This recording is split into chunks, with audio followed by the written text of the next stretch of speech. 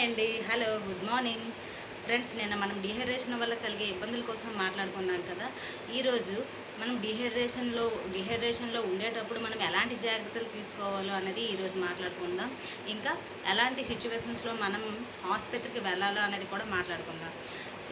ఈ డీహైడ్రేషన్లో మనం తీసుకోవాల్సిన జాగ్రత్తలు ఏంటంటే, ఎక్కువగా ఓఆర్ఎస్ అనేది తీసుకోవాలండి. ఓఆర్ఎస్ వాటర్ని తీసుకోవాలి. కాచి చల్లార్చిన నీటిని మాత్రమే తాగాలి.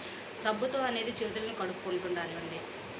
ఇంకా ఈజీగా డైజెస్ట్ అయ్యే ఫుడ్ మాత్రమే తీసుకోవాలి. ఓకేనా అండి. తర్వాత మజ్జిగ, కొబ్బరి నీళ్ళు అలాంటివి తీసుకుంటూ ఉండాలి. ఇంకేంటంటే, ఈ డీహైడ్రేషన్లు ఎలాంటి సిచ్యువేషన్స్లో మనం ఆసుపత్రికి వెళ్ళాలి అనేసి అంటే, మనం మోషన్లో బ్లడ్ పడుతుండడం కానీ, ఇంకా ఎక్కువగా ఫీవర్ అనేది వస్తుంటుంది. ఎక్కువ ఫీవర్ ఉండేటప్పుడు ఇంకా యూరిన్ అనేది తగ్గిపోతుంటుంది. అలాంటి టైంలో ఇంకేంటంటే, ఒక్కొక్కసారి ఫుల్గా బలహీనం అయిపోతారు, మోచ వస్తుంది.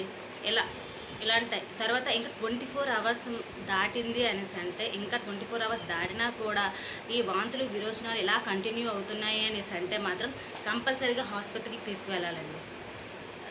అంతేగాని మనకు వైద్యుని సలహా లేకుండా ఎలా పడితే అలా మెడిసిన్ మాత్రం వాడకూడదు. సో ఫ్రెండ్స్, ఇలాంటి సిచ్యువేషన్స్లో మనం అనేది హాస్పిటల్కి తీసుకువెళ్ళాలి. ఈ వీడియో మీకు నచ్చినట్లయితే లైక్ చేయండి, షేర్ చేయండి, సబ్స్క్రైబ్ చేసుకోండి. నెక్స్ట్ రేపు ఇంకొక వీడియోలో ఇంకొక ప్రాబ్లంతో మనం కలుద్దాం. ఓకేనా, బాయ్.